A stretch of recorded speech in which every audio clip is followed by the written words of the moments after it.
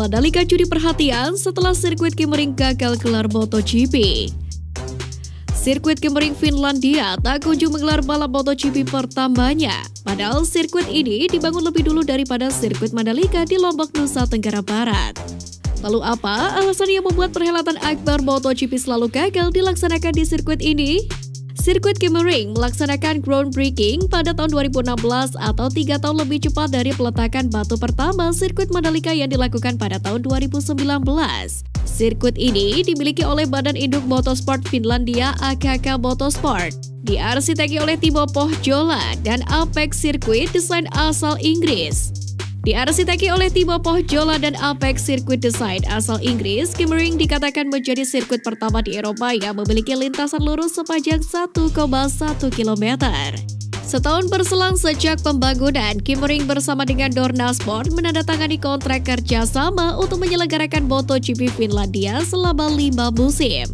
Kontrak tersebut seharusnya mulai berlaku pada musim 2020 lalu. Tapi saat itu terjadi pandemi virus corona hingga akhirnya dibatalkan. Pada musim 2021, sirkuit Kemmering juga gagal menyelenggarakan MotoGP karena pandemi masih terjadi. Sirkuit yang memiliki panjang lintasan sekitar 4,8 km ini kemudian masuk dalam kalender balap 2022. Tapi lagi-lagi, sirkuit Kemmering gagal menyelenggarakan MotoGP. Banyak alasan yang melatar belakangi keputusan itu. Pertama, pengelola Kemmering tidak bisa memenuhi permintaan pihak Dorna Sport untuk melengkapi sejumlah fasilitas sirkuit hingga tenggat waktu 20 September. Sirkuit ini belum menyelesaikan beberapa pembangunan infrastruktur aspal di pedok, jalur penyelamatan, dan akses jalan. Padahal itu sangat penting dilakukan untuk proses homologasi. Yang kedua adalah karena alasan keamanan, di mana Finlandia berada dalam zona konflik Rusia dan Ukraina. Kawasan geopolitik yang sedang bergejolak tentu membuat pelaksanaan MotoGP di sana harus dipikirkan ulang. Karena ajang balap ini akan didatangi oleh para penggemar dari penjuru dunia. Masalah terakhir adalah soal biaya. Sirkuit Kemmering sendiri memiliki tunggangan hutang sebesar 25 juta euro atau setara dengan 372 miliar rupiah. Tidak hanya itu, sirkuit Kemmering kini juga dihadapkan pada sanksi denda, di mana Dorna Sport akan melayangkan gugatan kepada Kemmering Events untuk tunggakan pembayaran senilai 6,4 juta euro atau setara dengan 95 miliar rupiah. Sebagai perbandingan, sirkuit Mandalika yang dibangun pada 2019 mampu diselesaikan pembangunannya dalam 2 tahun. Pada 2021, sirkuit Mandalika sukses menggelar balap WSBK. Kemudian disusul penyelenggaraan MotoGP pada awal 2022.